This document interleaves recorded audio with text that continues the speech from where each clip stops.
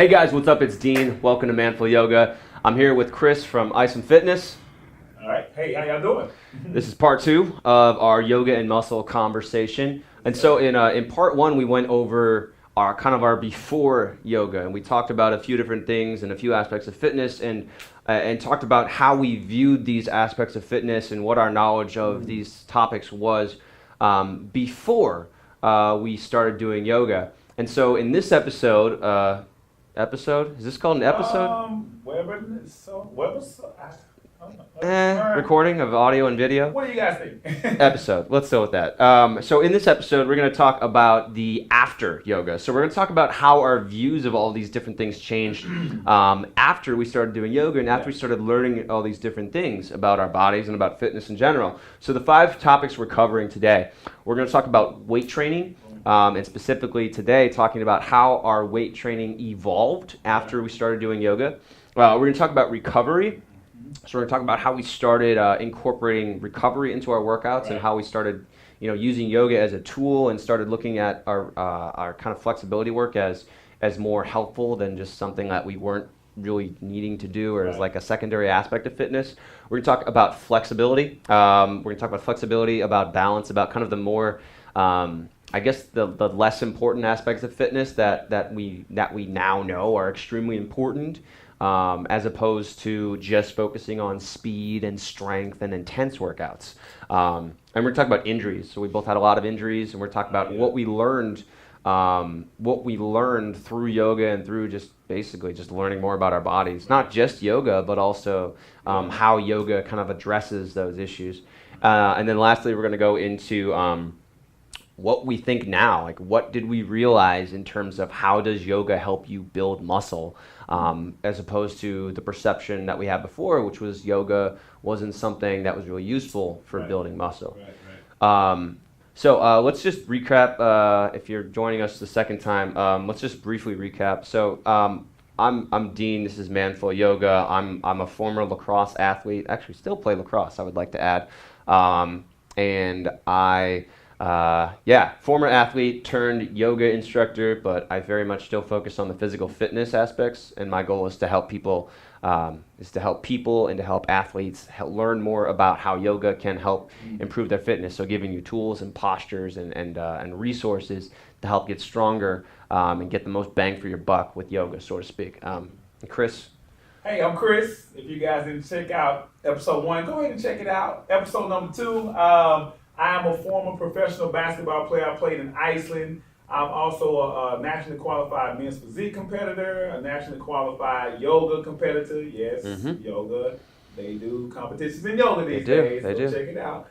Also, I've implemented a lot of physical education programs for the youth, for the kids, because I believe the kids are our future, and we teach them the importance of education. And also, he's gonna be a politician too. Oh yeah, here I am.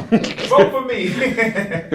So yeah, we gotta, and I'm giving my spiel, but we must, I feel like, educate these kids on the importance of, like you say, proper nutrition, adequate amounts of sleep, physical activity, and also yoga, because they're the wave of the future. And if we want to make this thing grow more, we gotta heal the youth and teach the youth. So that's my spiel, that's my story, and I'm sticking to it. Nice, thank you. All right, so Chris and I met, we were working on another project together, and we started talking and realized we've got a lot of similarities, and we've got a lot to that we could potentially share with people. So we decided to sit down and talk about, in these 2 episodes we've done, where we've talked about yoga and muscle. We could do more, I don't know, we'll see. But today we want to talk about yoga and muscle, and kind of how our experience with yoga has changed our perception, or changed our knowledge of that.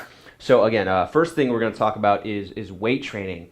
And I've got a lot to talk about, but I want to hear what you have to say first. So let's talk about how your weight training changed after you started doing yoga. Okay, so first of all, I do a lot of personal training with my clients now, and I try to have to be mindful of their goals and what they want as far as their body, but what I also understand that's important for them, starting off with the progressions. I never thought about progression as far as working out initially. So my background in working out was just, like I say, go hard or go home, build those large muscle groups, bigger, faster, stronger. We used to have this book back in high school. It's called Did BFS. you have the BFF program? You did? Yeah, I did. We had that in high school. So did you guys have like 5x5? Yeah, 5x5, Yeah. 10-8-6. 10-8-6. What'd you have? Was there a 6? Was there 3x3. 8-8-8? I don't. 5-3-1? 5-3-1. 5-3-1. 5-4-3-2-1. Okay, we had 5-3-1. Okay. Okay, so we had all these different. These are the sets That's and crazy. reps that we had when we were in high school. These are the Right. programs that they give everybody. It's a very like nationally popular program that Right. pretty much every weight room uses. Right. And I guess back in the day when I was growing up, it kind of let you guys know a little bit of my age, even though I look young. Black don't crack. Black don't crack. We've been over this. We don't. It's true. Karl Malone back in the day, he used to use. There's a lot of different athletes that used to use it, but we used it in high school. So it was always targeting, to see how bigger you can get or how much stronger you can get. Because to me, it was more or less a football program, and where I grew up in Southeast Texas, football was the thing. We didn't necessarily have a basketball program, so we did the football. You know what I mean? It's like, coach, why am I box fighting 300, 400 pounds? It's not making sense right now. But so that was my background. That's how I grew up, y'all. I remember my oldest brother, Malcolm. His name is Malcolm. Yeah. And I remember when I was in the 11th grade, so this was started my workout routines. I remember I was in the 11th grade. I was always a wiry, dangly guy just playing basketball, right?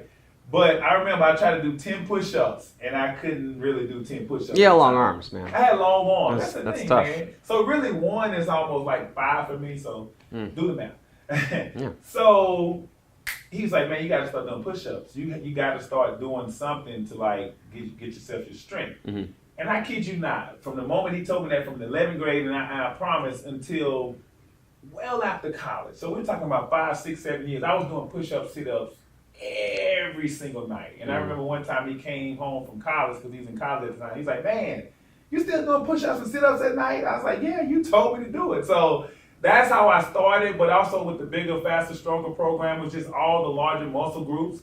And as I've trained now, and as I've gone, So how did it change? yeah, as I'm going through my injuries over time, it's all functional. It's all functional movement. When I say functional, things that can help me in my everyday life. Now I do a lot of balancing exercises. Like I say, if you guys. So with weightlifting, did you change the exercises that you're doing, or did you change your approach to those exercises, or kind of?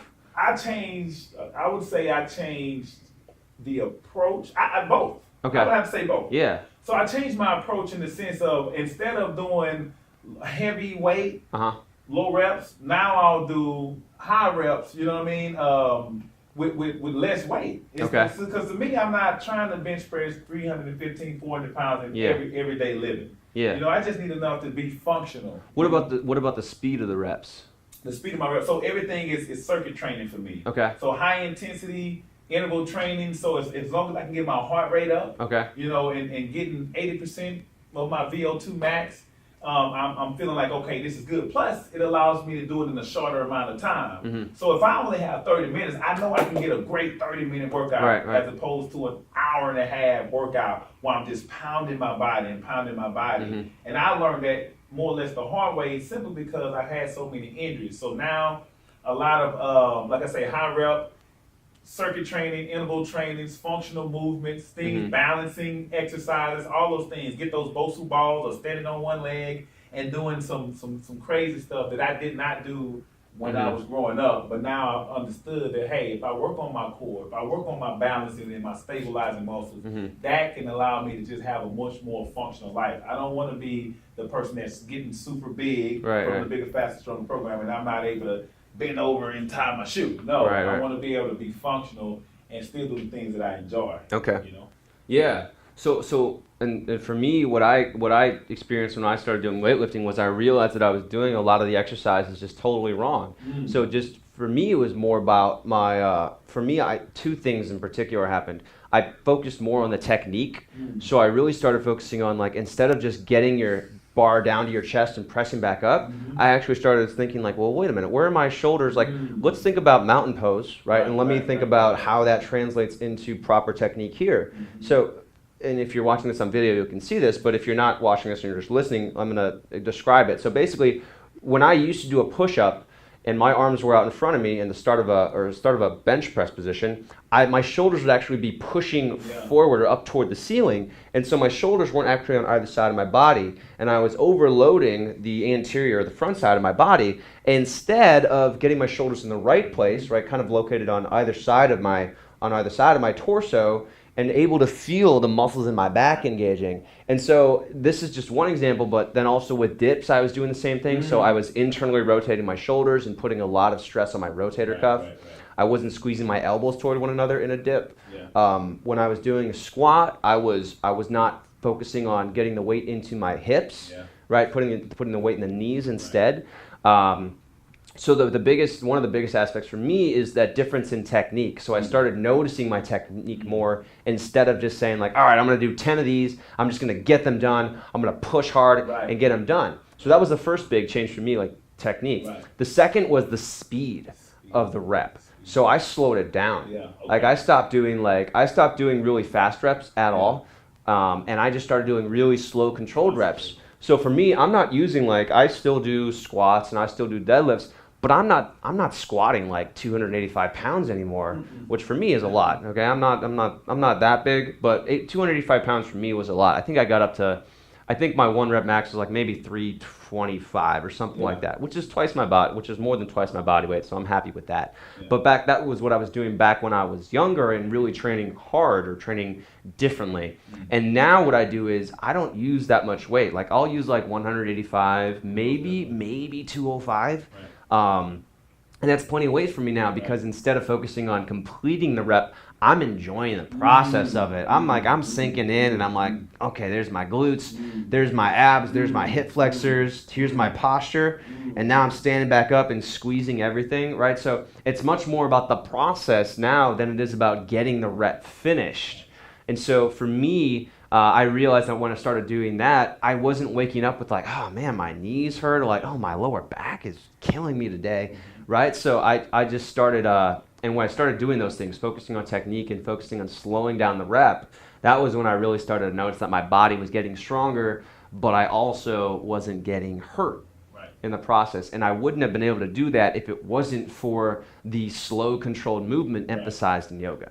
And I will say this, as far as the slow control movement, it's beneficial in a lot of areas, in a lot of degrees, but in particular, when you're slowing down your workouts or your reps or your sets or whatever, you can feel those muscles contract even more. And so I think the rule of thumb is how we initially think about lifting weights. It's like, well, man, I'm not able to do as much weight, by doing this slow and controlled motion. Right. But in essence, we're getting stronger because we're recruiting those muscles that need to be recruited. We're working in those imbalances, and we're filling every muscle that needs to be worked, as opposed to using that momentum. We're not using momentum. We're not using exactly. that much momentum. Which is okay. Yeah, it's okay. It's okay to do both, right? Because as athletes, as a lacrosse player and you as a basketball player, we need to be able to explode. We need to be able to jump off our feet. We can't be waiting for the basketball, all right, go, let's engage, hips engage, and lift, right? We can't do that. And I can't play lacrosse and think all right, is everything, give me another second to shoot, let me get everything in order. No, we can't do that. So we need to be able to explode, but I think even more important, we need to be able to control that weight slowly. Now, see, Dean has been a little exaggerated right now, but I really feel like if we concentrate on those muscles and do the work, in the gym with the slow control motion, and actually getting in tune with your body. Okay, my glutes are engaged, my hips are engaged. So when we do get out there and play lacrosse or basketball or whatever sport you may want to play, it becomes automatic. Come on, look at us. Boom, you get it? So it becomes automatic. So you don't even have to think about it because it's routine now. And I think that's the beautiful part about, like you say, the slow and controlled motion. Yes. Yeah, absolutely. And if you do, right, it becomes automatic, right? So the more you practice it, even though you start using I'm only using 50% of the weight that I'm used to using. Yeah, but the more you practice it at slower weight, are you going to get up to where you were before? Maybe. But at least you can control that weight now. At least you can control your body and be able to use that strength as opposed to not being able to really control it. Right. So, yeah, it hurts your ego. But, you should probably know that don't listen to your ego when you work out all the time. That's where and actually, I'm just gonna talk about this for a minute Let's talk about it. because and this is where I kind of differ from yoga. Like yoga is like all about the removal of the ego, but I think that it's important. I think that it's important to use your ego in certain situations. I think that if the top performers, you talk with athletes, right? Like the best athletes in their class, they're not out there. I mean, they are motivated by competition. Right. Competition, the desire to be the best. That is what motivates. That is what really drives people to do their best. When you're sitting next to someone in the weight room who's doing something and he's doing a lot of weight, that doesn't make you go. If you're a real competitor, that makes you go like, I'm gonna be stronger. I got to do more, right? And sometimes that can be dangerous if you're pushing yourself beyond what you can do. But if you can do it, if it's within your maximum, if it's within your capacity to do it, and it's in your potential, but you just haven't had the motivation to reach that potential yet, or you've been habitually staying below your potential, then it's beneficial, right, to use the ego. Man, I want to talk about this so bad because another episode. Episode 3, no. Episode 3, ego. You're right. So we talk about the ego, man. So, man. Now this is all related. So when we're talking about the ego, and think growing up in sports, I think you have to have that ego, right? You do. It's a competition, and you don't want nobody to beat you. You don't want to be the guy that's coming in second or last. So you have to have that something that propels you forward. So I think emotions are a great thing. And I do know that and I'm an extremist. I'm an extreme type of guy, as you can see with my personality, right? So I went from one Watch some of his other videos. Oh, man, he's intense. You should see it. He's like, he makes me tired just watching him. So I went from one extreme of sports all of my life, quote unquote ego driven, if you want to say that. Then I got into the yoga and I went deeply on releasing the ego, no ego at all. And I really believe that I went too far to the extreme on that end. And I really feel like balance. There has to be that element of, competitiveness or ego to propel you forward. That emotion, it just gives you drive, it gives you passion. And like you say, if someone's next to you and they're doing a great job on their rep or their set, it's gonna make you do a better job. So it's not a negative thing if you use it right. It's like energy. Energy is a great thing if you're using it right. You can use your energy for any other thing, but if it's used correctly, just like lifting weights, if you're working out correctly, hey, it can be for your benefit and for your gain. Yeah. And the root of the word competition is not like beating, right? We think of competition as beating one another, but the root of the word competition is driving each other to do, and I'm paraphrasing this, but it's driving each other to do your best. Right. So it's not about like, competing isn't about like trying to beat somebody else, because when you're just trying to beat someone else, that becomes that's an extrinsic. Yes. That's extrinsic. That's not intrinsic motivation. That's not something that's going to make you push even when you're tired and you've got nothing left. Right. But the desire to be better and to use the motivation of competition, working together, that's intrinsic. And that's going to help you get stronger even when you're tired, even when you don't want to do anymore. Right. So like the best teams, the best athletes, they're not the ones out there who are just trying to beat other people. They're the ones who are out there using that motivation of competition to better themselves. Right. They look at and I'm just because we just saw that, McGregor and Mayweather fight, those guys, let's just talk about McGregor for a second, because he looks like so ego driven and but I guarantee you that what drives him is the challenge of the fight. Yes, he talks about destroying his fighters, right? He was talking so much smack, of course. but really, what drives the best competitors, it's not just the desire to be better than someone, but it's using that challenge to get better themselves. Boom. Hey, in his next life, he's gonna be a pastor. Thanks, preach it, man. Thank you. No, that's that was horrible. What are we doing? There we go. We're actually cool guys. That was bad. We gotta do that again. But no, in all seriousness, I mean competition is not a negative. It's actually a positive. It just betters you in the long run. That's what we're absolutely about, bettering ourselves. Cool. All right. Major segue. But let's get back. So let's talk about we just talked about weight training differences and how we approach weight training and how yoga changed that. Let's talk about recovery now, right? So before we talked about how when we were sore, we ignored it, we pushed through it, and now what do you do when you're sore? What do you do when you're sore? The moment I'm sore, so I always say I'm very in tune with my Or how body. do you anticipate soreness? Like, what do you also do to anticipate soreness? Well, to me, everything is about preventative now, preventative measures. So it's not like waiting until I'm sore before. It's like when they say, okay, the moment you know I'm thirsty, you're already 2 hours, you've already been dehydrated for 2 hours, right? So, as he's drinking As I'm water, you made me right? thirsty. Yeah. But it's the same thing with the soreness. It's like, go ahead and do those preventative measures. Obviously, if you're working out, hard enough, you're gonna get sore here and there. Mm-hmm. But you want to do those things to prevent you from getting sore, especially like when we talk about yoga or stretching. You stretch before and after. This is not just before. You warm up before, cool down after as well. So it's all about the preparation. And also, too, within the preparation, and once you get to the actual activity, there's also preparation for your cool down, preparation to stretch again, so you won't have those injuries that may plague you. Right. Because think about this for a second. If you don't do those things, listen, 10, 15 minutes before workout, 10, 15 minutes after workout, if you don't do those things, you're risking the chance of getting injured. And guess what? Now you can't work out at all because you're injured. So it's better that you do those things now. So, quick question. I give you 45 minutes to exercise. What do you do with that 45 minutes? Well, with that 45 minutes to exercise, I'm going to be honest with you. I am going to take 10 minutes. Mm-hmm.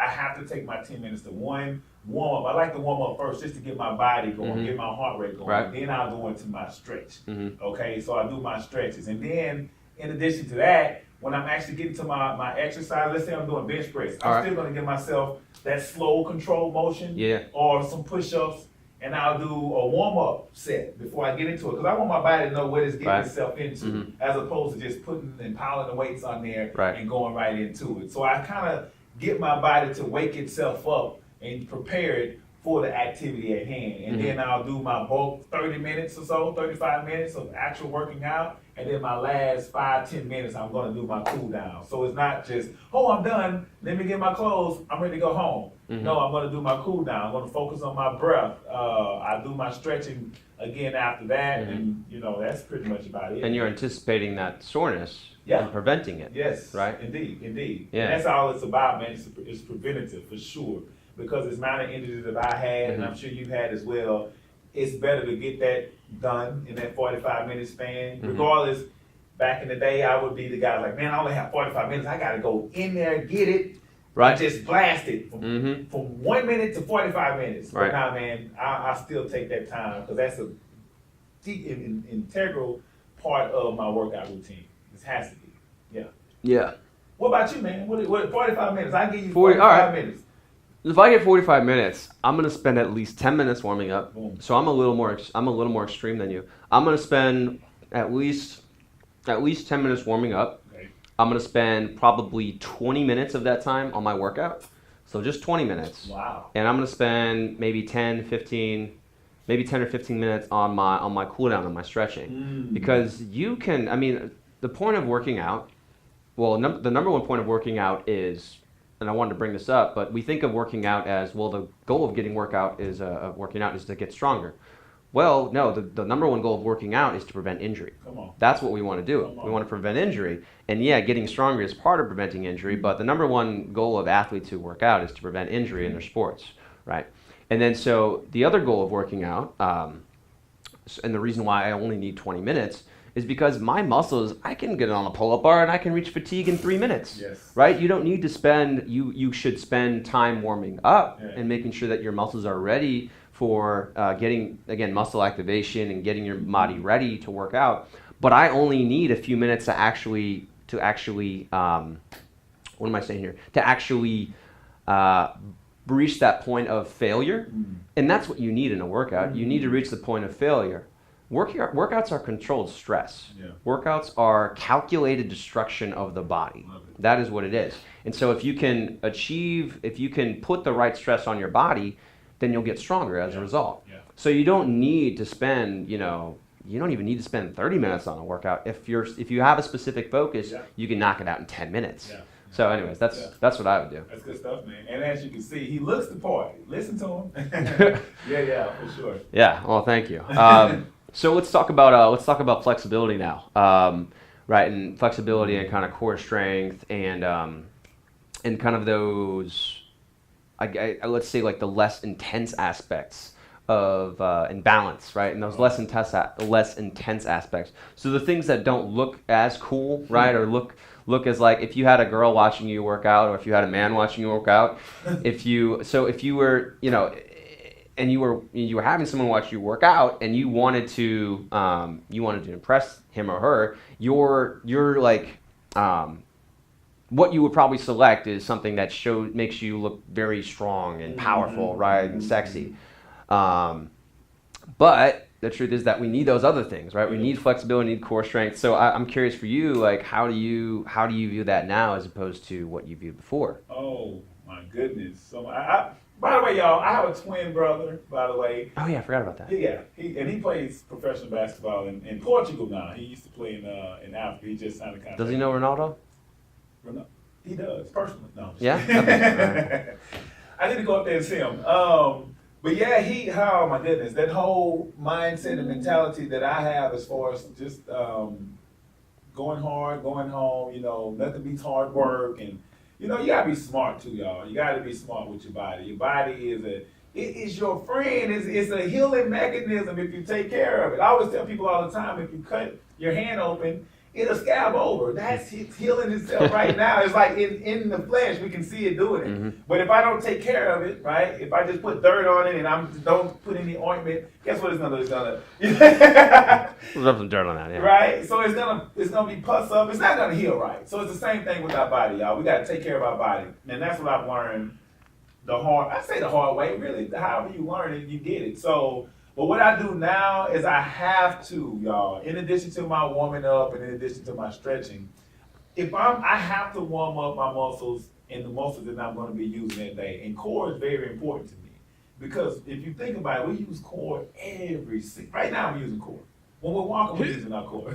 Using core now. I wasn't using it before. Now I'm using it. So how I attack it and how I approach it now is these are things that I get on the mat, and you can do this in the comfort of your own home. That's the beautiful part about it. I have to do my balancing exercises. Sign up for your 7-day trial today. There you go. I have to do my balancing. I have to do my core. I like to do my core after. I don't know, man, and you can tell me, I don't know why I'm like this. Maybe it's just me, but I like to do my core exercises after I work out. Okay. Yeah, that's kind of, and I don't know, that's my thing. I like to do it when my body is warm and I'm kind of perspired a little bit. Okay. It's like a after thing for me. So do you do core training as a way to burn out then, or do you do it that's just how you do it in the progression? That's just how I do it in the progression. Interesting, because I do the opposite. Like I do, and yeah, I've had my yoga instructor who I learned from. His name is Gustavo. He always did like core workouts at the beginning, and I was like, oh, that makes sense to me. But there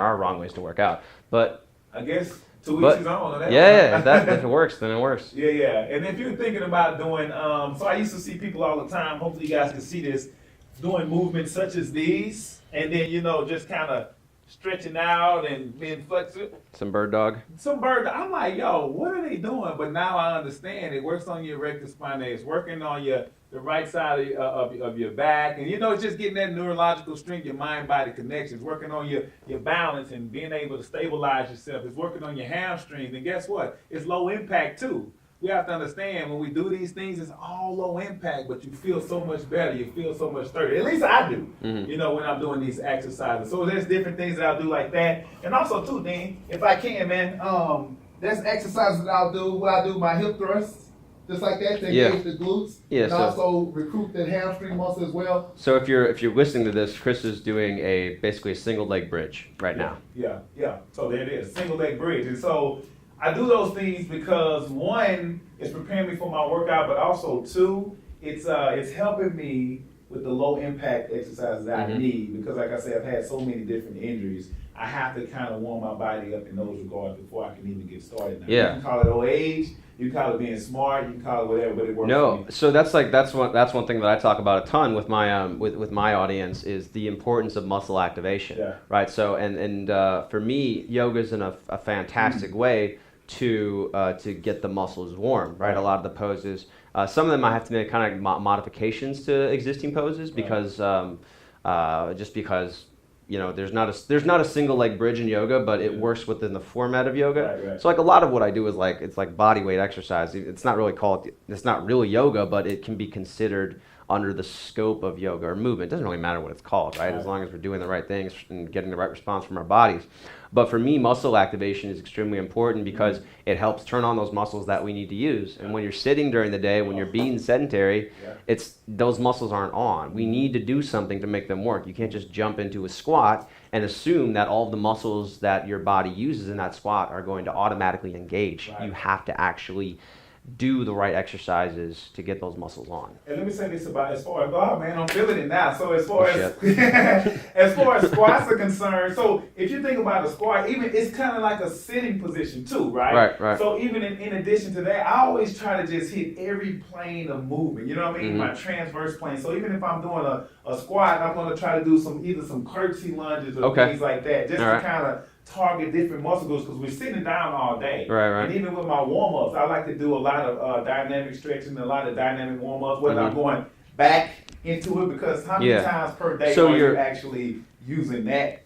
So you're doing much more, basically, so you're saying you're doing lots more mobility Most definitely. than you were before. So much more than I was before. Because it was all this motion. It was either, you know what I mean? It was stuff to build muscle. It wasn't stuff that was functional, or that was covering things that would help you prevent injury. Right. Or normal movement patterns. To be honest with you, I don't think anything I was doing when I was younger was functional. Okay. Any of it. Yeah. But that's what, like you say, the bigger, faster, stronger. That's what we were taught. That's all I knew. Right. You know what I mean? But when you think about like even just picking something up off the ground, I mean, just proper technique of doing things. You're using a lot of muscles every single day in different planes of movements, even just to reach out and grab something. You're doing these things without knowing it. But I think, and even when you when you're doing a workout routine, you can do exercises that help you in any area of life and function. And now all of a sudden it's just second nature to you. Yeah. All of a sudden it's just second nature. So there's practical things you can do inside of the gym to help you with everyday life. Right. In addition to just regular squats and things like that. So right. And so that's part of that is, I guess I'm putting words in your mouth now, but that's part of that is because of what yoga taught you. Part of that is just what you've learned about just in being in fitness and learning more about your body. So I will say this. Man, so over the years, I've had my share of injuries, but I'm telling you, yoga did a number on me. And that's when I started realizing, okay, wait a minute. I'm doing these things, whereas before I was able to do them, and now that I'm more in tune with my body, I'm seeing where I'm overcompensating. You're noticing the imbalances. I'm seeing so many imbalances. Right. And then once you understand it and have an idea of it, then you can start working on those things. But before, I wasn't working on mobility issues and balancing. I wasn't working on it because I didn't know I needed to. Yeah. Yoga helped me being more in tune, and then that's when I can start my recovery. Yeah. So and I want to touch on this briefly, and this is, we might as well bring this over into the injury section. We've gotten to that point. But what we learn about when it comes to our injuries is that injuries are caused by imbalances. They're caused by a lack of mobility. They are caused by weakness, muscle weakness, lack of mobility, and mobility. When I say mobility, I'm referring to a lot of different things. I'm referring to the ability to lift your arm overhead, maybe stretch it back a little bit, but I'm also referring to flexibility, right? Passive range of motion, where we can put our arm on a wall and stretch like that. So there's a lot of different aspects of mobility, but really when it comes to injuries, we can really break it down to muscular imbalance. We can break it down to muscle weakness or tightness, and that's also not including proper movement patterns and not knowing what the proper technique is. But so what you learn about this and how this, how I really learned about this in yoga, and you just touched on this in terms of imbalances.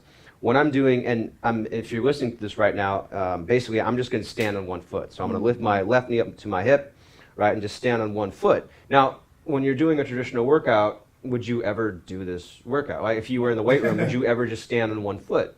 And like maybe like, touch your nose and do like maybe some back bend here, or like turn and look to the side. You never do that. Now let's switch sides though, and you're like, oh, right, something's different here. It feels like it's a lot easier on this side, or it's harder on this side. And unless you're doing yoga, unless you're doing those kind of movements, you don't learn about those imbalances, and you can't fix them. So like for you, right, you mentioned, and your right knee, right? Your right knee is injured. Yeah. So me, I'm the same way. My right knee is injured, and so when I would do squats, right, when you do squats too, you probably notice that you're putting the weight in your left leg. Yes. And that's because you're avoiding putting pain in your right leg, which is a totally natural thing to do. But in order to fix that imbalance, we have to start paying more attention to that right leg, and we have to. We can't. It doesn't happen automatically, right? You actually have to. You mindfully, and you have to be mindful, and you have to pay attention to getting that right leg to engage, just like the left leg. And without yoga, at least for me, and that isolation aspect of just doing something on one side, right, and actually holding it static and not doing movement with it, then I wouldn't have known about it. Would have never, in a million years, because like you say, one thing what Dean is saying right now as far as the overcompensating, how can you know when you build, at least in my case, I built so much, when you talk about squats, you're working on your glutes, right? And you're building so much strength in your glutes. So you're saying, so sometimes that muscle, that larger muscle group, it can actually almost blind you in the sense of like, wait a minute, this glute right here is a little bit more atrophied or weaker than this side, because there's so much emphasis going on in the strength of the movement of a squat. You get what I'm saying? But like your goal is to just, you're not thinking about, okay, let me get both legs to equally engage. Your goal is like, oh, let me get this weight up so that I can do the rep. And as long as it's up, shoot, I got it. You know what I mean? But like you say, when you start doing those balancing exercises and then getting into yoga in particular, that's when I started saying, wait, and then what's important with what you said is like doing those slow and controlled movements. So as opposed to just going down, straight up and down on the squat, then you start going a little bit lower, even on one leg. You start noticing like, wait a minute, man, my glute is not firing, my hamstring is not stabilizing. You start noticing so many different things, and yoga was that was it. Once I found that out, the rest was history. That's why I say now I'm much better in shape. I'm not as deconditioned as I was back then when I thought in my mind that I was in the great shape of my life, but yoga kind of came and just gave me a paradigm shift in the way I thought. And that was what I experienced a lot with yoga. So what I experienced a lot with yoga, and my initial experience going to yoga classes actually was, I was really confused about the technique. I don't think there was enough emphasis on technique, and I didn't really know, like you just look at other people and you're like, well, this is what he's doing, so let me do what that person is doing. I'm gonna do my best to replicate that. And because yoga is not just as yoga is practice, it's not just a workout, right? There's also a spiritual aspect involved. So when I would go and I would get my classes, I wouldn't know the right technique. But when I started studying more and when I started working on technique on my own and talking with yoga instructors and just getting more of a technique approach out of things, that was when I really started to notice that yoga has a huge potential to help you work on your muscle activation, to work on noticing those little muscles firing, and to work on developing that muscle awareness and building that neuromuscular connection to be able to engage those muscles and to be able to use them. And so that was a big, that was where, and even now, that's where I see yoga as extremely helpful, because it's teaching you to build that neuromuscular connection as opposed to just saying, okay, we're going to get this weight from point A to point B and back to point A. Now we're actually saying, okay, but in order to do that, I want you to make sure that this muscle's turned on, this muscle's turned on, and this muscle is working, and then you're going to get a much better result or a better effect from that exercise. And I also tell you too, Dean, is one of the things that yoga has helped me with is, so obviously we're doing yoga with our shoes off, our socks off, and with any type of training. I think it's catching wave now, but most of the time you're with your shoes on. But when we were thinking about like not being even able to activate the muscles or the neurons in our feet. Right. You know what I mean? We're using our feet every single day. And so even just noticing like, okay, I notice my imbalances just from my feet. We have to understand that everything is interconnected. Ooh, there's another theme. Come on. So say amen. So everything is interconnected. So from your toes all the way up to the top of your head. And me and Dean had a little conversation off camera about, the different things that how our feet, it can, have different, you can kind of elaborate on that. But it sends off, fires different things in your brain. And who would have thought that, man, me standing on my feet, doing some yoga or whatever balances that I'm doing, it can kind of give me a sense of where I am with my body, the mind and body connection. And that's what it's able to do. And even now, when I'm walking, I'll make sure I'm mindful of every step that I take, because even those muscles or those neurons or those nerves in your feet, man, it's all connected to every single part of your body. And that's what I start realizing. It's not just, oh, my bicep is hurt. No, I need to grow my bicep. No, your bicep is connected to something else, and something else is connected. Everything is connected. Right. And that's what I realized when I stepped into the yoga studio. Yeah. And that was for me, that was like a huge moment, because let's think about this from, because both of us have had knee issues. So let's just think about this from that perspective. So when did you have surgery? 2002. So you were how old? I was 17. Okay, I was 16 cool. when I got surgery. Yeah, really cool. That they chopped us up when we were teenagers, and that was nice of them. Thanks, Mom. Thanks. You didn't know either. So we were just doing what we thought was best. But we look at our assumption was that we look at, well, my knee hurts, so the issue is my knee, right? So instead of, and it's just, we just didn't look at it as a whole. So we looked at the knee and we're like, well, my knee hurts, so clearly my knee is the problem. So if you chop up my knee and you fix it and you take out that one little pesky tendon that's causing all these issues, then you're going to be fine.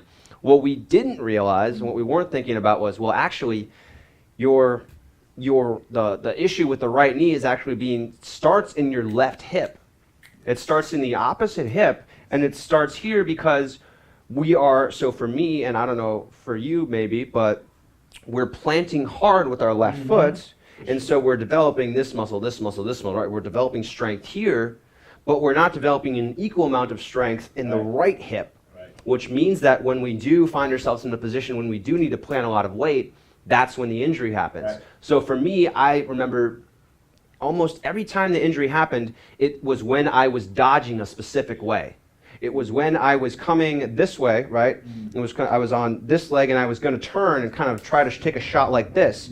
And so it happened when I would plant my right leg and try to dodge up my right leg, and that's when the injury happened. And what I didn't think at the time was, well, here's my hip.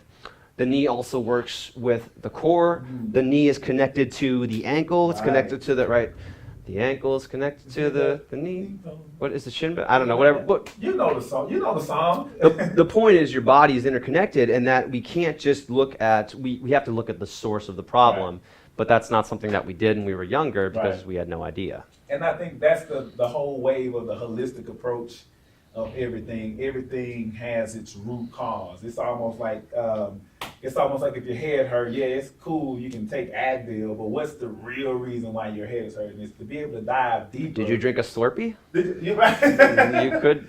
I mean, that could have eaten something stupid. You know what I mean? So why don't we tackle that thing you drank or ate? And similarly, why don't we tackle, the movement, the imbalances of your body, as opposed to surgery should be one of the last options. But like we were talking about earlier, the preventative things that we can do to prevent ourselves from getting injured. That's first and foremost. That's why it's important to warm up. It's important to stretch. It's important to do yoga. It's important to get in tune with your body. It's important to have Dean as a friend. I can go on and on. Yeah. So, anyways, I think that theme of interconnectedness that we just been talking about for a while, I think that was one of the biggest things that I've learned from yoga, just from taking the time to slow down and look at the body and how it works. And I wouldn't attribute that to just yoga. Yoga was a great way to find that out, and I think yoga is a great way to work on that. But I don't want to say that yoga is the only way to do it, right? Because if you're educated and you there's tons of stuff, you'll find movements of yoga involved in lots of other exercises. I guess the main point here is that we have to be willing to do other things. We have to be willing to look at other training modalities and things other than the traditional what we look at. in order to be strong and resist injury? Well, I think the beautiful part about that is having an open and pliable mindset. So if you are close to doing yoga and then you get into yoga and you realize like, wow, man, this is awesome for my body. This is awesome for my mind. This is awesome in so many areas of my life. I think when you do one thing, it's just a gateway for some other things that can actually help you too. So where you may have been closed minded at or in, man, it's just an opportunity for exploration to even better understand your body. There's so many different modalities. We chose yoga amongst some other things, but hey guys, feel free to just try some other things out if yoga is not your thing. But trust me, try yoga, it will be your thing. I mean, I recommend doing so if you're watching this and you're thinking like, well, how often should I do yoga? Like, my recommendation is focus on yoga at least 100 minutes a week. Okay. So that's kind of the number that I came up with based on, and I'll tell you how I came up with that. That's either 20 minutes per day, right, 5 days a week, okay, or it's 2 45-minute workouts per week, approximately 2 45 or 50-minute workouts per week. It could be in the form of maybe yoga 10 minutes a day, and then a couple of days per week you're doing 30 minutes of solid yoga. Yeah. So that's kind of how I just came up with that, or 3 times per week of 30 minutes per session. So that's kind of how I came up with that 100 minutes, just because that just kind of makes sense, yeah, to what I was recommending people. So that's why I would say it was start. Try to get 100 minutes a week, and it doesn't have to be all at once, right? Right? You don't have to go do a 90-minute Bikram yoga class. If you want to put yourself through that torture, please feel free to do what we've done, yeah, and what millions of other people have done. But you don't have to do that. You can start like with a 10-minute workout. You can start with a 15, 20-minute workout, and build up from there. Yeah, for sure. So like, do you have anything to add on? We got one more thing to talk about. Let's get right into it. All right, cool. So now we've talked about all these different things, right? We've talked about injuries. We've talked about the interconnectedness of the body. But the last thing I want to talk about is, now that we've gone through, now that we've been doing yoga for a few years now, let's talk about, and lastly, how has our perception of yoga changed in terms of yoga and muscle, right? What is the relationship that we now know exists between yoga and building muscle? So go ahead. I want to hear what you have to say. Well, my relationship with it is, I can speak for myself, and I can also speak from just some of the people that I know and some of the things that I've seen. They have to go hand in hand. If you understand yin and yang, they have to go hand in hand. You cannot have one without the other. You know what I mean? I think you can be.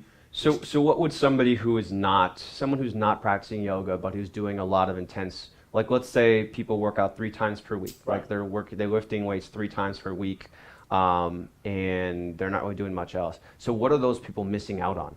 Oh man! Specifically. So imagine an increased in range of motion and flexibility in your workout. So if working out 3 times a week in the gym is your thing, well, I can relate it to that. So imagine being able to actually feel your muscles better when you're working out. Imagine the flexibility and the range of motion that you'll get when you're doing these certain types of exercises. Imagine how good you feel when you're going into the gym, because a lot of people, when they go into a gym and they're working out, man, you're going into there banged up.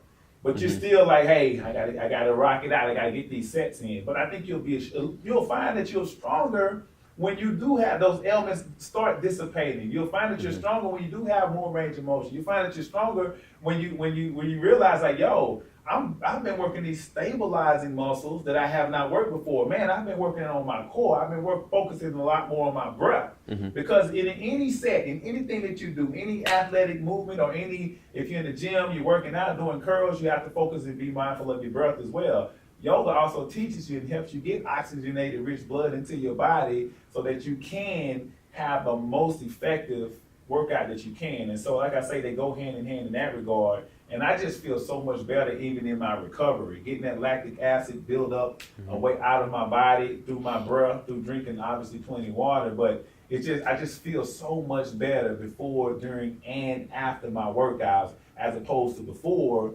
I wore it as a badge of honor, thinking that, hey, I'm sore, so I got a really good workout in. But what you'll find is you'll be much better off, and you'll get a much greater workout if you can eliminate some of those things in yoga, is what I found that has helped me. Now, I will say this, to those that may do a lot of yoga and not so much resistance training, one thing I did find is a lot of these yogas, they are strong though. Think about, imagine doing a handstand. A lot of people that lift weights, at least me, I wasn't able to do a handstand, and then a scorpion pose. They're hard. They're super hard, right? It takes a lot of flexibility. It takes a lot of strength. And when I say strength, musculoskeletal strength, and also too mental strength too. So we got to tackle that mental aspect of what yoga can do for you. Yoga is. If you're thinking about balancing, you're doing a standing hand to knee, and you're focusing, and you have to balance yourself, and boom, get back into a posture, and go to the next one. That takes a lot of mental strength. So if you're under that weight and you're trying to do a bench press, imagine the mental strength that can come from yoga that can be utilized into your workout. So I'm telling you, mind, body, spiritual aspects of it, all those things, yoga can just do so much. But we have to first try it. And once I tried it, man, I was hooked. Yeah, and I think I want to touch on the mental strength aspect, because you might be watching this now and you think like, well, I weightlift and I push through things and it's so I've got strong. I've got really strong mental aspect. I'm really strong on the mental side of things. But the thing is, it's a different kind of strength when you're doing yoga, right? Because when it comes to fitness, or when it comes to, let's say, strength training, there is a point that you can't do anymore. Like there's just a point when you can't do anymore. But when it comes to yoga, there is, it's body weight. So it's a lot, you can hold it for a longer time. And when it comes to working on deepening your mobility, it's not so much how much can you push, but it's how much can you relax into that discomfort in order to get stronger through increased mobility. So it's a different kind of strength, right? We're not trying to do as many reps as we can, but we are trying to say like, oh, this stretch is like really uncomfortable, and I'm like, my chest is tightening up, and I don't want to breathe, and my face is scrunching. But you have to have that mental strength to say, yes, relax your face, relax everything, and just let that muscle open up. Yeah, it's uncomfortable. So it's a different aspect of mental strength. And so what I was talking about with you earlier, in terms of why would somebody not want to get, what would somebody be missing from not doing yoga and just doing weight training 3 times a week? How about the ability to work out at all, right? Because if you're just doing weight training 3 times per week, you're not doing any recovery, you're not doing mobility work. Eventually, if you're not 20, you're going to hit that point where those little aches and pains that you get when you lift your arms overhead, or when you do a bench press, or when you do a shoulder press, it's going to turn into an injury. Yes. And can you work out when you're injured? You can't work out when you're injured. No. I wouldn't suggest it. So you can't work out when you're injured. So if you want to keep working out and you want to keep getting stronger, you have to do something that works on injury prevention. Right. And Chris talked about this before with range of motion, but I wanted to emphasize that when you have more range of motion, you have more power, right? If I'm here, let's say I'm here and I'm pushing this, right? And this is just a silly example, but I'm just pushing here, right? Okay, maybe I can get a lot of force here. What if I could get back here though? What if I could start from here and I have more range to actually get more power, right? So you can generate more power, you can generate more force when you have more range. It's simple physics, right? If we have more distance, then we have more force, right? So that's something that I also like to point out. That's huge. And similar, just to kind of piggyback on what Dean was saying, as far as like it's a different type of mental strength. If you ever were an athlete before, and you have to think that we used to have football players, they play a whole season of football, and then once football season's over, we're talking high school now, then they go straight into a basketball season if some of those football players play basketball. But they were in shape for football season, but then when they got into basketball season, it's just a total different type of, cardio, total different type of, mental strength as well. So same thing in the weight room, same thing in life, same thing on yoga mat. It's just a different synopsis or something firing in your brain that's like, it's just a different way of thinking, a different type of mindset that you have to take with any endeavor that you do. You know what I mean? So when I'm in the yoga room, I have that mindset. when I'm playing golf or doing anything, going fishing, if I'm shopping in the grocery store, it's different mindsets, but at the same time, it's all for your development, it's all for your strength, it's all for your gain, and it's just about focusing on that task at hand and maximizing your abilities and just being the greatest you that you can be. And like I say, yoga, it trust me, it helps you with your workout routine. Listen, I mean, look at this man, look at us. We're proven examples, and just try it out for yourself. Yeah, so and I guess I want to kind of saying what you're saying. I think that yoga, and I think you were inferring this, but I think that yoga translates over into a lot of different things. So like the basic skills and the basic mentality that you develop in yoga can be translated into other things. I mean, so for me, I like to say that 75 to 80% of my workouts are yoga. Yeah. And that's true. 75 to 80% of the time that I'm spending working out is doing yoga. That includes warming up for other workouts. That includes my cool down for other workouts. That includes when I go outside in the morning and walk my dogs and get a little stretch. But the thing is, it's made all my other working out better because I'm able to come back to that with less soreness. I'm able to come into it with a better baseline of mobility and core strength and just being able to control my body. And so I've noticed that as I've started like actually lifting weights again, I'm getting back to where I was before, but with less pain and able to actually take care of my body so I don't have to go through all this soreness.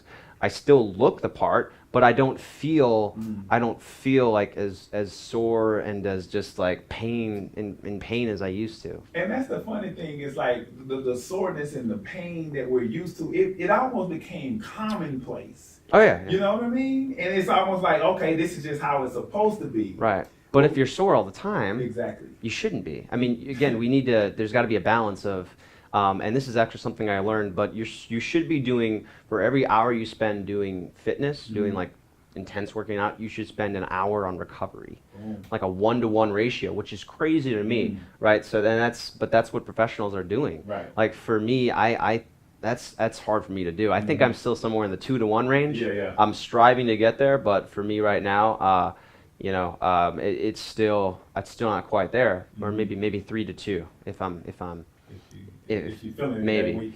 yeah, but like I mean, it's just recovery is just that important. And anyways, I hope that we've been able to like talk about how yoga is important for muscle, and not just directly, right? Not just in terms of like getting your muscles to fire better, or yoga as a workout on its own to help build muscle, right? Because there are better ways to build muscle than yoga. Right. But without yoga, you're not going to be able to build muscle as efficiently. So, right, there's indirect and there are direct benefits that are involved. And even if you're doing yoga and you're like, man, I'm not getting that ripped with yoga, combine it with something else. You know, start doing some pull-ups, start doing some push-ups, start doing weights. A lot of people are scared to do weights because they're like, I'm scared of getting injured. We can get injured doing anything. Right. It's just a matter of doing it with proper technique. Right. Yeah. And I will say this as well. So a lot of, if you already do yoga and you don't do weights and you're like, well, isn't that going to mess up my range of motion or my flexibility? Yeah, it will. Yeah, I mean, it can, you know what I mean? But I'm telling you, it'll make for an overall better workout regimen or whatever you're doing, because not only are you incorporating your flexibility, now you have strength to back that up, and vice versa. And that's actually, I'm glad you brought that up. That is a question that I get. And yeah, you are going to lose mobility when you start lifting weights, and if you're only doing yoga and you start lifting weights, because you're doing the exact opposite of what yoga does, right? Yoga is about stretching. Right? I mean, one part of yoga is about stretching and about mobility. And when weightlifting, we're typically doing the opposite, right? We are getting the muscles to shorten, right? To contract, to flex.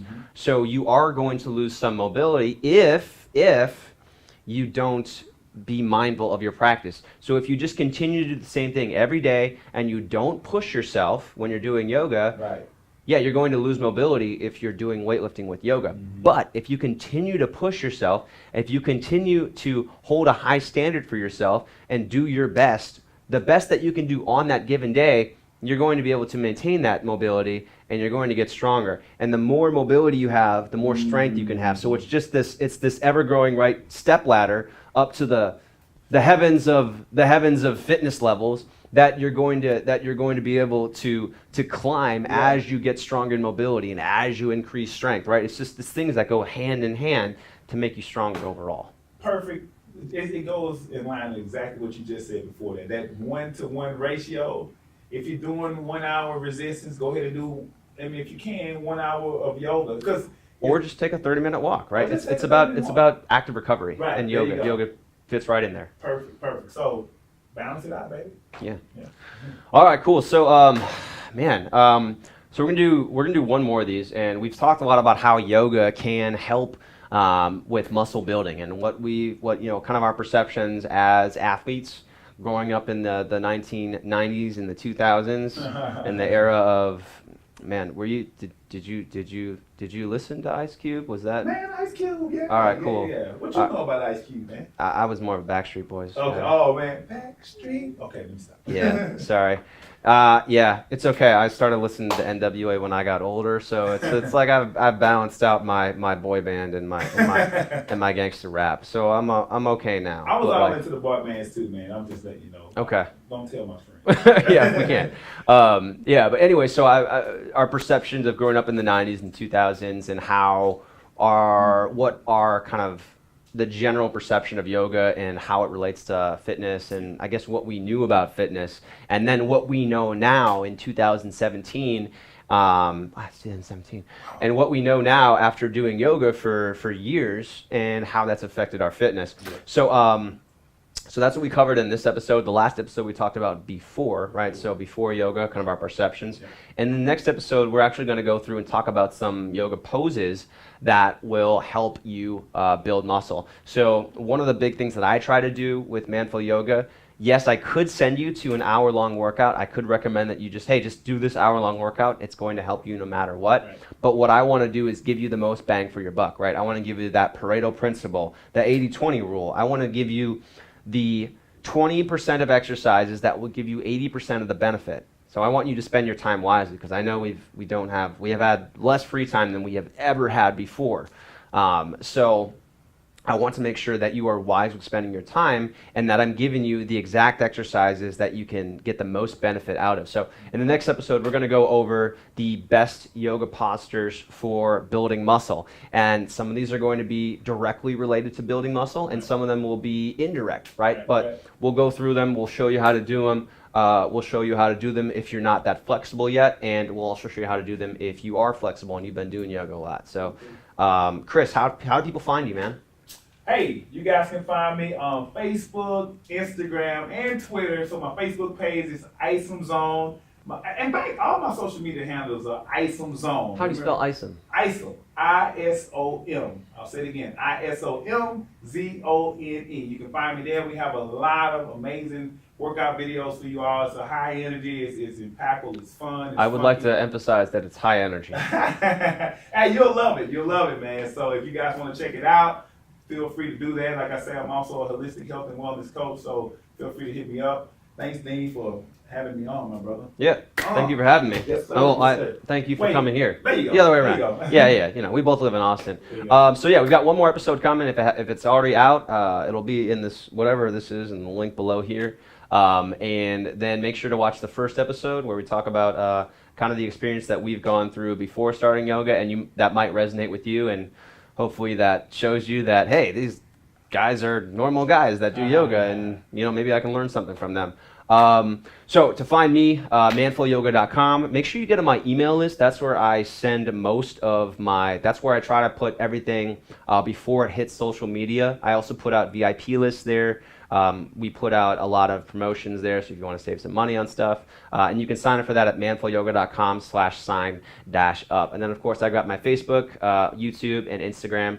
All of those handles are Manful Yoga, no spaces, no underlines, no hyphens. So, thanks again for coming, Chris. Appreciate it, man. Yeah, man. And then we've got one more coming, so watch for that wherever it comes out. I guess YouTube, definitely YouTube, definitely Facebook, and on the Manful Yoga website. It'll probably be on your website too. Yeah, yes, sir. It'll be on isomfitness.com as well. So, all right, guys. Thanks for joining us. Hope you got something out of this, and we'll see you on the next video. Peace and love.